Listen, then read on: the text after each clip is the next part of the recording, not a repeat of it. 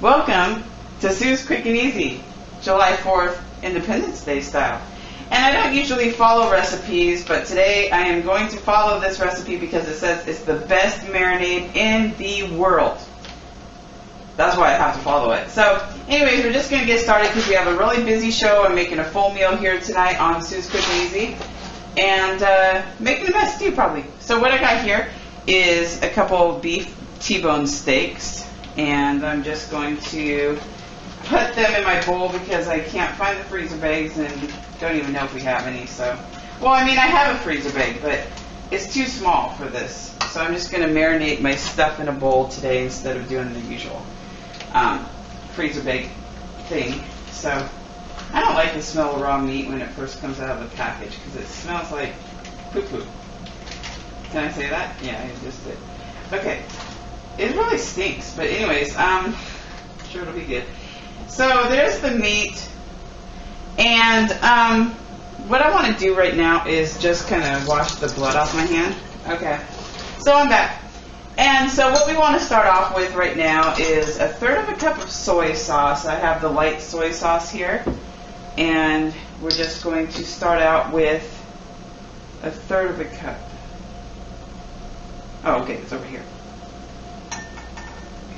I'm not adept at measuring things because I don't usually measure things, so bear with me here. Okay, so there's the soy sauce. Then we have half of a cup of olive oil, and I'm going to write this recipe down too in the description bar for everybody, so that if you want to try out the world's best marinade as well, you are more than welcome to. So there's that. And then we have 1/3 of a cup of lemon juice that it calls for. And I heated this up in the microwave for 30 seconds because of the fact that it didn't seem like it wanted to release its juices, and you really need it to. So that's a trick. Oh shoot, it's releasing this. Oh shit! Whoops, I mean, shoot. It's really, ow! I just got burned. Ah, son of a beehive. It's always like a blooper here, whether I want it to be or not. I'm not even going to measure because I'm having problems with this lemon, so I'm just going to like squirt because it's squirting all over anyways. Okay, so there we go with the lemon. And then we want 1/4 of a cup of Worcestershire Winchester sauce, as Ammohead says, Ammohead 73. Check them out. Who can say Worcestershire sauce anyways? Okay, so we're going to take 1/4 of a cup of that. Get the measuring cup the right way. Okay, 1/4 of a cup of the Worcestershire sauce. Okay. Put that on in there. And I guess that they said it's supposed to be the world's best because the combination of soy sauce and Worcestershire sauce is supposed to be like really good. Then you want 1.5 tablespoons of minced garlic. I'm just going to put some in there. Like I said, I will put the recipe in the description bar if you really want to follow directions, which I never do. And then we want 3 tablespoons of dried basil. Good thing we didn't need fresh because the slugs got to my basil plant.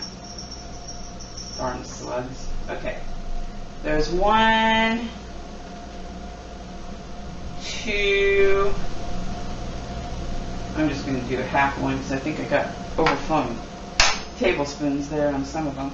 And then we want 1.5 tablespoons of dried parsley flakes. And we want, let's see, 1.5, okay. And then we want,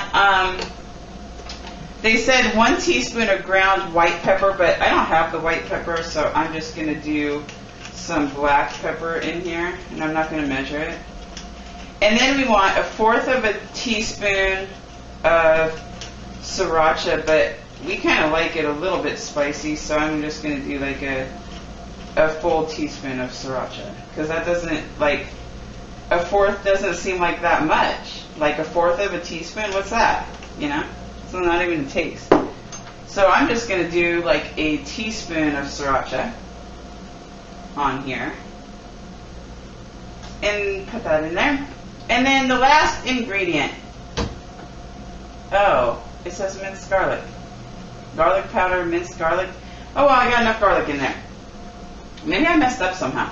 Anyways, that's the marinade. I'm going to figure out a way that I'm going to get this all mixed together.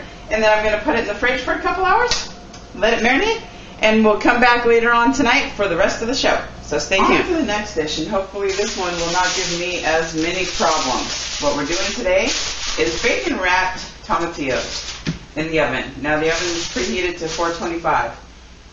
And we're going to take a little bit of olive oil, and we're going to, I'll show you what we're going to do real quick here. We're going to put the tomatillos down, and we're going to put some olive oil on them. Give it that nice look and taste, nice smooth texture. And then what we're going to do is we're going to add a little bit of breadcrumbs. Doesn't matter if it's on both sides or just one side. We're not doing nothing fancy. It's just a 4th of July barbecue. Sounds like I had a few 4th of July beverages.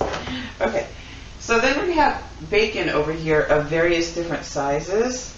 And once you have the breadcrumbs, you're just going to want to take this and just wrap it, because bacon's supposed to make everything taste better, right? So this dish came about because of the fact that I wanted to make bacon covered asparagus or bacon wrapped asparagus, but the farmer's market I went to did not have any asparagus. So I decided to experiment a little bit and do some bacon wrapped tomatillos and see how they turn out. So I'm going to just go ahead and finish this up and make sure that this is sprayed with some non-stick cooking spray, and I'm going to put it in the oven at 425 for about half hour and make sure that bacon's all cooked and the tomatillos are all cooked, and we'll come back. Okay, this dish is called French fries on the grill, and what we're going to do is I'm going to spray some of this, I can't believe it's not butter, on the bottom of my tin foil, or aluminum foil I guess you call it. And we want to take some frozen fries. You can use whatever type of fries you want. They only had the golden crinkle fries at the grocery outlet when we went, so that's what we're using tonight. And you're supposed to, form a tent with this, and I've never done a aluminum foil tent before, so we'll see how that goes. That should be interesting, right? Okay, so get as many French fries as you want on there. And then you want to spray that with some butter, or put some melted butter on top. It'll get nice and golden brown for you. And then what I'm going to do is I'm going to take a little bit of this garlic powder. Well, actually, it's a garlic spread and seasoning. It's supposed to be like for your garlic bread and stuff. And then, I have to step away for a second. Then you got to take some of your bacon bits, and you put some bacon bits over that.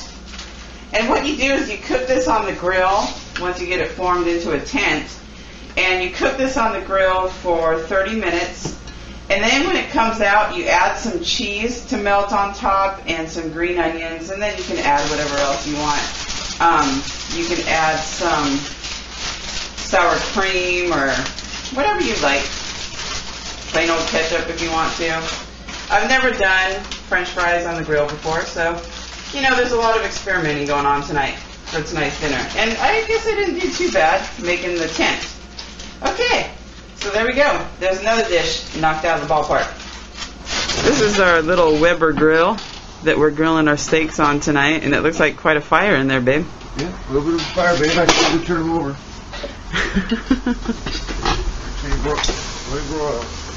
Anyways, we have a bigger grill at the old house, but since we have such a little patio area out here, this is perfect just for us.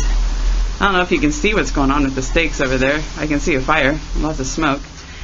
And this is our little patio area with a baby gate for the dogs, my tomato plants, that the squirrel is eating my tomatoes. That squirrel is going to get it. So, anyways, we'll see if this is the best marinade in the world, as they claim, right, baby? Yep. Okay. Just wanted to give you a quick shot of us grilling out here, because this is like my first official grilling video. See you in a minute. Okay, we got the full meal deal right here. We got our steak, our fries, our tomatillos, and we're going to take a taste test. I got the steak. What do you got first? Fries. What do you got? The fries. That was good. I'm trying the steak. That marinade, I don't know if it's the best in the world or not, but it's pretty darn good. You tried the tomatillos yet? Nope. I'm trying the tomatillo right now. It's all good. All good in the hood, y'all. Happy 4th to all of you. And don't go away just yet, because we do have dessert coming up. So stick around. That's awesome. Okay, we're going to go eat.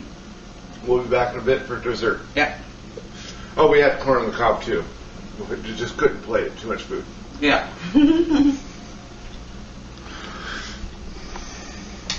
Okay, we finally made it to the dessert portion of the show, which is usually everybody's favorite.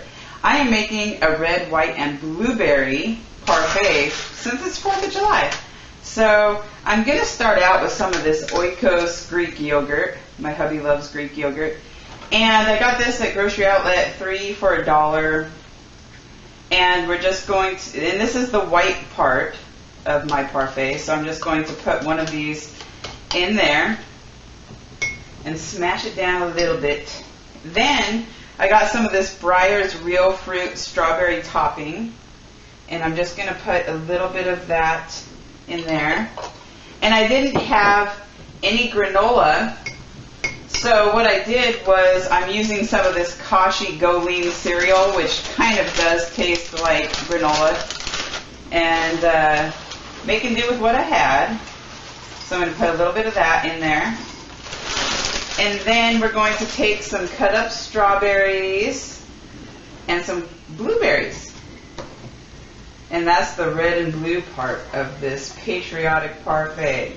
In fact, I might call the show, or I might call this dessert patriotic parfait. Sounds good to me. And then what we're going to do is we're just going to see how far we can layer this baby.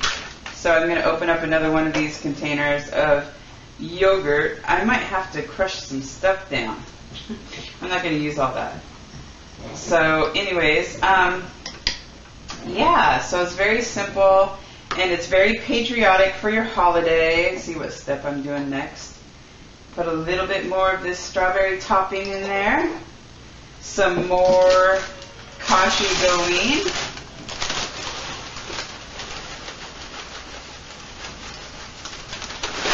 A little bit more of my strawberries and blueberries. And then we're just going to top it off with my spray can of whipped cream. And there you have it.